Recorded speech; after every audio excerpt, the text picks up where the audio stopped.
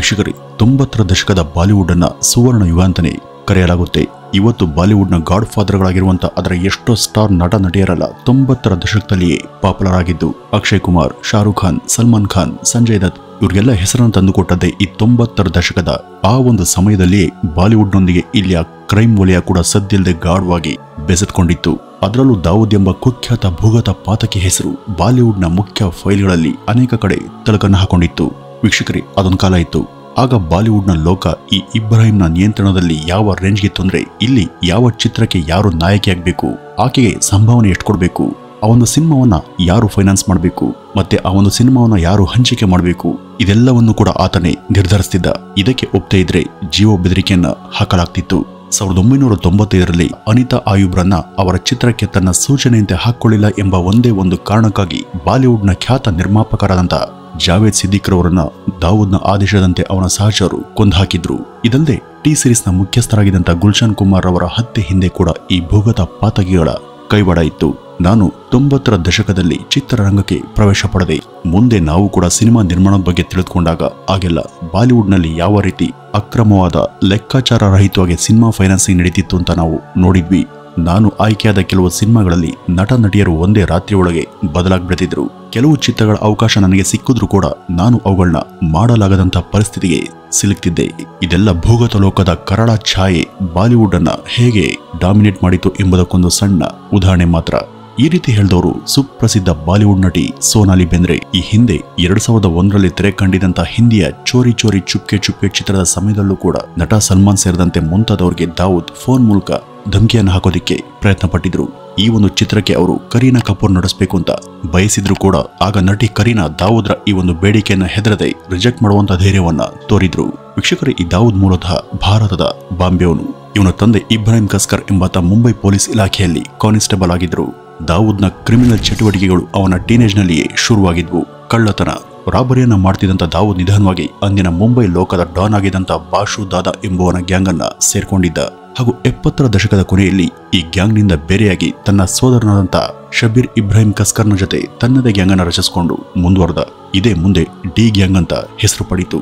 Dawood gold smuggling, real estate, extortion ಮತ್ತು ಅಕ್ರಮ ಚಟುವಟಿಕೆಗಳಲ್ಲಿ ಭಾಗಿಯಾದ. ಈ ಒಂದು ಸಮಯದಲ್ಲಿ ಇವನ ಸೋದರನಾದಂತ ಶಬೀರ್ ಪಠಾಣ್ ಗ್ಯಾಂಗ್ನವರು ನಡೆಸಿದಂತ ಹಲ್ಲೆಯಿಂದ ಸಾವಿಗೀಡಾಗ್ತಾನೆ. 1986ರ ಬಳಿಕ ದುಬೈಗೆ ಹಾರದಂತ ದಾವೂದ್ ಈ ಒಂದು ಸಮಯದಲ್ಲಿ ಮುಂಬೈನ ದಿ ಮೋಸ್ಟ್ ವಾಂಟೆಡ್ ಕ್ರಿಮಿನಲ್ ಆಗಿ ಬೆಳಿತಾನೆ. ಸಮಾದ್ ಖಾನ್ ಎಂಬುವನ ಹತ್ಯೆ ನಡೆಸಿದಂತ ಬಳಿಕ ಮುಂಬೈ ಪೊಲೀಸರು ಇವನ ಬೇಟೆಗೆ ಇಳಿತಾರೆ. ಮುಂದೆ ಇವನ್ಗೆ ಮುಂಬೈ ಮೂಲದ ಇನ್ನೊಬ್ಬ ಗ್ಯಾಂಗ್ಸ್ಟಾರ್ ಆದಂತ ಛೋಟಾ ರಾಜನ್ನ ಪರಿಚಯ. ಇವನ ಡಿ ಗ್ಯಾಂಗ್ ರಾಜನ್ನ ಸಹಕಾರದಿಂದ ಇನ್ನಷ್ಟು ಹಿಗ್ಗುತ್ತೆ. 90ರ ದಶಕ ರೀಚ್ ಆಗುವಷ್ಟರಲ್ಲಿ ಇವನ ಡಿ ಗ್ಯಾಂಗ್ ಎಲ್ಲಾ ಕಡೆ ಅದಾಗಲೇ 5,000ಕ್ಕೂ ಹೆಚ್ಚಿನ ಸದಸ್ಯರನ್ನ ಹೊಂದಿತ್ತು.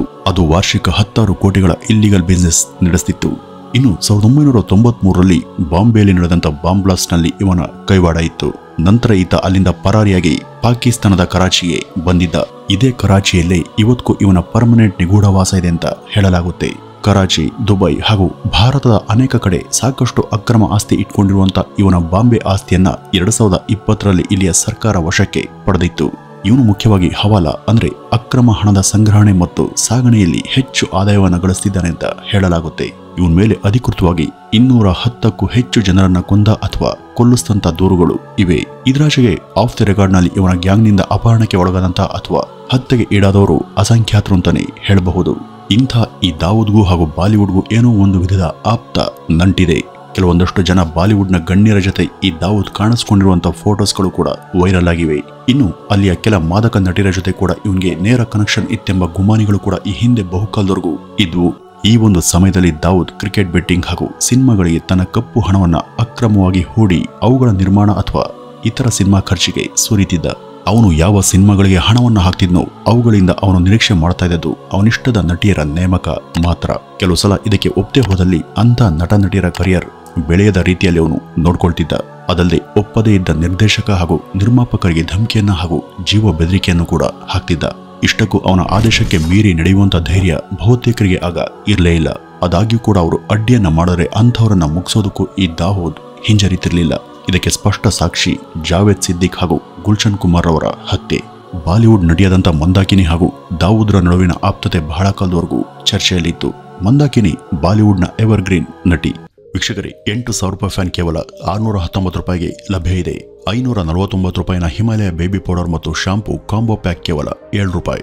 4,500 ರೂಪಾಯಿನ ಪಿಜನ್ ಗ್ಯಾಸ್ ಸ್ಟವ್ ಮತ್ತು ಫ್ರೈ ಪ್ಯಾನ್ಗಳ ಕಾಂಬೋ ಕೇವಲ 1,800 ರೂಪಾಯಿ. ಕೇವಲ 19 ರೂಪಾಯಿಗೆ OnePlus ಇಯರ್ಬಡ್ಸ್. ಅಷ್ಟೇ ಅಲ್ಲ, iPhone, washing machine, refrigerator, shampoo, ಸಾಬೂನು, ಗೃಹೋಪಯೋಗಿ ವಸ್ತುಗಳು ಹೀಗೆ ಎಲ್ಲವೂ ಕೂಡ ಹೆಚ್ಚು ರಿಯಾಯಿತಿ ದರದಲ್ಲಿ ಲಭ್ಯ. ಇದೆಲ್ಲ ಎಲ್ಲಿ ಸಿಗುತ್ತೆ? ಅಮೆಜಾನ್ ಮತ್ತು ಫ್ಲಿಪ್ಕಾರ್ಟ್ನಂಥ ಶಾಪಿಂಗ್ ಸೈಟ್ಗಳಲ್ಲಿ ಕೆಲವು ಉತ್ಪನ್ನಗಳ ಬೆಲೆಗಳು ಇದ್ದಕ್ಕಿದ್ದಂತೆ ಇಳಿತವೆ. ಇವುಗಳನ್ನ ಲೈಟಿಂಗ್ ಡೀಲ್ಗಳು ಅಂತ ಕರೀತಾರೆ. ಅವು ಹೆಚ್ಚು ಕಾಲ ಉಳಿಯೋದಿಲ್ಲ. ಅಂತ ಎಲ್ಲ ಆಫರ್ಗಳನ್ನ SRM ಲೋಡ್ ಡೀಲ್ ತಮ್ಮ ಟೆಲಿಗ್ರಾಮ್ ಗ್ರೂಪ್ನಲ್ಲಿ ಹಂಚಿಕೊಡುತ್ತೆ. ಹಾಗಾಗಿ ನೀವು ಕೂಡ ಈ ಒಂದು ಆಫರ್ಗಳನ್ನ ಪಡೆಯಬೇಕು ಅಂದ್ರೆ ಡಿಸ್ಕ್ರಿಪ್ಷನ್ ಬಾಕ್ಸ್ ಅಲ್ಲಿ ಕೊಟ್ಟಿರುವಂತ ಲಿಂಕ್ ಅನ್ನು ಕ್ಲಿಕ್ ಮಾಡಿ ತಕ್ಷಣನೇ SRM ಲೋಡ್ ಡೀಲ್ಗಳ ಟೆಲಿಗ್ರಾಮ್ ಗ್ರೂಪ್ಗೆ ಸೇರ್ಕೊಳ್ಳಿ. ರಾಮ್ ತೇರಿ ಗಂಗಾಮೈಲಿ ಎಂಬ ಚಿತ್ರದಲ್ಲಿ ಈಕೆ ಮಾದಕ ನಟನೆ ಹಾಗೂ ನೃತ್ಯಕ್ಕೆ ಮನಸೊಲ್ದವರೇ ಇಲ್ಲ. ಈಕೆ ದಾವೂದ್ ಜೊತೆಗೆ ಇದ್ದಂತ ಕೆಲ ಚಿತ್ರಗಳು 90ರ ದಶಕದಲ್ಲಿ ವೈರಲ್ ಆಗಿದ್ವು. ಈ ಬಗ್ಗೆ ಈಕೆನ ಕೇಳಿದಾಗ ಅದೆಲ್ಲ ಸುಳ್ಳು, ಅವನ ಜೊತೆ ನನಗೆ ಅಂತ ಯಾವುದೇ ನಂಟಿಲ್ಲ ಅಂತ ಈ ಒಂದು ಆರೋಪವನ್ನ ತಳ್ಳಹಾಕಿದ್ರು. ಹಾಗೂ ಪಾಕಿಸ್ತಾನಿ ಮೂಲದ ನಟಿಯಾದಂಥ ಅನಿತಾ ಆಯುಬ್ ಕೂಡ 90ರ ದಶಕದಲ್ಲಿ ದಾವೂದ್ನ ಪ್ರೇಯಸಿ ಎಂಬಂತೆ ಅಂದಿನ ಮಾಧ್ಯಮಗಳು ಬರೆದಿದ್ವು. ಈಕೆ ವಿಷಯವಾಗಿಯೇ ನಿರ್ಮಾಪಕರಾದಂಥ ಜಾವೇದ್ ಸಿದ್ದಿಕ್ರ ಹತ್ಯೆ ನಡೆದಿದ್ದು ಅಂತ ಹೇಳಲಾಗುತ್ತೆ. ಮಿರಾನಾ ಎಂಬ ಹೆಸರಿನ ಚಿತ್ರದ ನಾಯಕಿಯಾಗಿದ್ದಂಥ ಜಾಸ್ಮಿನ್ ದುನ್ಹಾ ಯಾವತ್ತೂ ಅಧಿಕೃತವಾಗಿ ದಾವೂದ್ನನ್ನ ಡೇಟಿಂಗ್ ನಡೆಸದೆ ಹೋದ್ರೂ ಕೂಡ ಆಕೆ ತನಗಿಷ್ಟ ಅಂತ ಸ್ವತಃ ದಾವೂದ್ ಕೆಲವು ಕಡೆ ಹೇಳಿದ್ದುಂಟು. ದಾವೂದ್ನ ಈ ರೀತಿಯ ಕಾಟಗಳಿಂದ ಕಿರಿಕಿರಿಗೆ ಈಡಾದಂಥ ಆಕೆ ದೇಶವನ್ನ ಬಿಟ್ಟು ಬೇರೆ ಕಡೆ ಹೋಗಿ ನೆಲೆಸಬೇಕಾಗಿ ಬಂತು ಅಂತ ಕೆಲ ವರದಿಗಳು ಹೇಳಿದ್ವು. ಈ ದಾವೂದ್ ಮನೆ ಮುರುಕ ಹಾಗೂ ದೇಶದ್ರೋಹಿ ಚಟುವಟಿಕೆಗಳಲ್ಲಿ ನಿರತನಾದರೂ ಕೂಡ ಸಿನಿಮಾ ವಿಷಯವಾಗಿ ರಸಿಕ ಅಂತಾನೆ ಹೇಳಬಹುದು. ಸಿನಿಮಾಗಳ ಮೇಲೆ ಒಲವಿದ್ದಂಥ ದಾವೂದ್ ಬಾಲಿವುಡ್ನ ಸುಂದರ ನಟಿಯರನ್ನೆಲ್ಲ ತನಗೆ ಬೇಕು ಅಂತಾನೆ ಬಯಸ್ತಿದ್ದ. ಇನ್ನು ನಟಿ ಮಂದಾಕಿನಿ ಕೆಲವು ಸಲ ಕ್ರಿಕೆಟ್ ಸ್ಟೇಡಿಯಂನಲ್ಲಿ ದಾವೂದ್ನ ಜೊತೆ ಕುಳಿದಂಥ ಚಿತ್ರಗಳು ವೈರಲ್ ಆಗಿದ್ವು. ಅಷ್ಟೇ ಅಲ್ಲ, ನಟ ಅನಿಲ್ ಕಪೂರ್ ಕೂಡ ಒಂದು ಫೋಟೋದಲ್ಲಿ ದಾವೂದ್ರ ಜೊತೆ ನಿಂತ ಫೋಟೋ ಇವತ್ತೂ ಅಂತರ್ಜಾಲದಲ್ಲಿ ಸಿಗುತ್ತೆ. 1993ರ ಬಾಂಬೆಯ ಸರಣಿ ಬಾಂಬ್ ಸ್ಫೋಟಕ್ಕೂ ಮುನ್ನ ನಟ ರಿಷಿ ಕಪೂರ್ ದಾವೂದ್ನನ್ನ ತನ್ನ ಮನೆಗೆ ಟೀ ಅಥವಾ ಊಟಕ್ಕೆ ಅಂತ ಆಹ್ವಾನಿಸಿದಾಗ ನಿನ್ಗೇನಾದ್ರೂ ಹಣ ಬೇಕಿದ್ರೆ ನನ್ನನ್ನ ಕೇಳು, ಧಾರಾಳವಾಗಿ ಕೊಡ್ತೀನಿ ಅಂತ ದಾವೂದ್ ಬಿಂದಾಸ್ ಆಗಿ ಹೇಳಿದ್ನಂತೆ. ಈ ಒಂದು ಸಮಯದಲ್ಲಿ ರಿಷಿ ಕಪೂರ್ ಅವರದ್ದು ಬಹುದೊಡ್ಡ ಹೆಸರು. ಅವ್ರ ಬಳಿನೇ ಕೋಟಿಗಟ್ಟಲೆ ಹಣ ಇತ್ತು. ಹೀಗಿದ್ದಾಗ ಅವ್ರಿಗೆ ಹಣದ ಆಫರ್ ಅನ್ನ ಕೊಟ್ಟಿದ್ದಂತ ದಾವೂದ್ನ ಬಳಿ ಅದಿನ್ನೆಷ್ಟು ಹಣ ಇದ್ದಿರಬೇಡ, ಮಾಡಬಾರದು ಮಾಡಿ ಕಂಡವರ ತಲೆ ಹೊಡೆದು ಜೀವಿಸಿದ್ರೆ ಹಣ ಬಂದೇ ಬರುತ್ತಲ್ವಾ. ಈ ಒಂದು ವಿಷಯವನ್ನ ತಮ್ಮ ಆತ್ಮಕಥೆಯಾದಂಥ ಖುಲ್ಲಂ ಖುಲ್ಲಾದಲ್ಲಿ ಸ್ವತಃ ಈ ರಿಷಿಯವರು ಹೇಳ್ತಾ, ಇಂಥ ಒಬ್ಬ ದೇಶದ್ರೋಹಿಯನ್ನ ನಾನು ಸ್ನೇಹಿತರಂತೆ ಟೀಗೆ ಆಹ್ವಾನ ಮಾಡಿದ್ದು ನನ್ನ ಬದುಕಿನ ಅತಿ ದೊಡ್ಡ ತಪ್ಪು ಅಂತ ಬರೆದುಕೊಂಡಿದ್ದಾರೆ. ವೀಕ್ಷಕರೇ, ಇವತ್ತಿಗೂ ಇವನು ಅಮೆರಿಕದ ಇಂಟರ್ಪೋಲ್ ಹೊರಡಿಸಿದಂತ ಕ್ರಿಮಿನಲ್ಗಳ ಪಟ್ಟಿಯಲ್ಲಿ ಟಾಪ್ 3ನೇ ಸ್ಥಾನದಲ್ಲಿ ಇದ್ದಾನೆ. ಮೊದಲಿಂದಲೂ ಕೂಡ ಪಾಕಿಸ್ತಾನ ಇಂಥವನಿಗೆ ಆಶ್ರಯವನ್ನ ಕೊಡ್ತಾನೆ ಬಂದಿದೆ. ಇವನಿಂದಾಗಿ ಎಷ್ಟೋ ನಟ ನಟಿಯರ ಬದುಕಿ ಸರ್ವನಾಶ ಆಗಿದೆ. ಇವನ ವಿರುದ್ಧ ಆಗ ಧೈರ್ಯವಾಗಿ ಸೆಟೆದು ನಿಂತವರು ಅಂದ್ರೆ ಅದು ನಟಿ ಕರೀನಾ ಕಪೂರ್, ಸೋನಾಲಿ ಬೇಂದ್ರೆ, ಸಲ್ಮಾನ್ ಹಾಗೂ ಶಾರುಖ್ ಖಾನ್ ಸೇರಿದಂತೆ ಮುಂತಾದವರು ಮಾತ್ರ. ಇಂಥ ದಾವೂದ್ ನಿನ್ನೆ ಕರಾಚಿಯಲ್ಲಿ ವಿಷಾಹಾರವನ್ನ ಸೇವಿಸಿ ಅಸ್ವಸ್ಥರಾಗಿ ಆಸ್ಪತ್ರೆಗೆ ದಾಖಲಾಗಿದ್ದಾನೆ. ಅಲ್ಲಿ ಫುಡ್ ಪಾಯ್ಸನ್ ನಿಂದ ಸಾವನ್ನಪ್ಪಿದ್ದಾನೆ ಅಂತ ಸುದ್ದಿಯಾಗಿತ್ತು. ಯಾರೋ ಹತ್ತಿರದವರೇ ಈ ಒಂದು ಕೃತ್ಯವನ್ನ ಮಾಡಿ ಇವರನ್ನ ಕೊಲ್ಲೋದಕ್ಕೆ ಯತ್ನಿಸಿದ್ದಾಗಿ ವರದಿಯಾಗಿತ್ತು.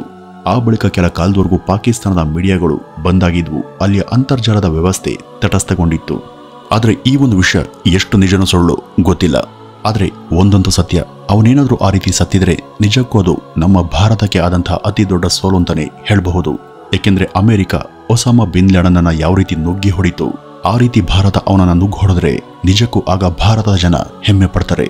ಅವನು ನಮ್ಮ ಭಾರತ ಸರ್ಕಾರ ಕೈಯಿಂದ ಸತ್ತರೇನೆ ಅದು ನಿಜವಾದ ಗೆಲುವು ಅಂತ ಹೇಳ್ತಾ ಈ ಒಂದು ವಿಡಿಯೋವನ್ನ ಇಲ್ಲಿಗೆ ಮುಗಿಸೋಣ. ನಮಸ್ಕಾರ.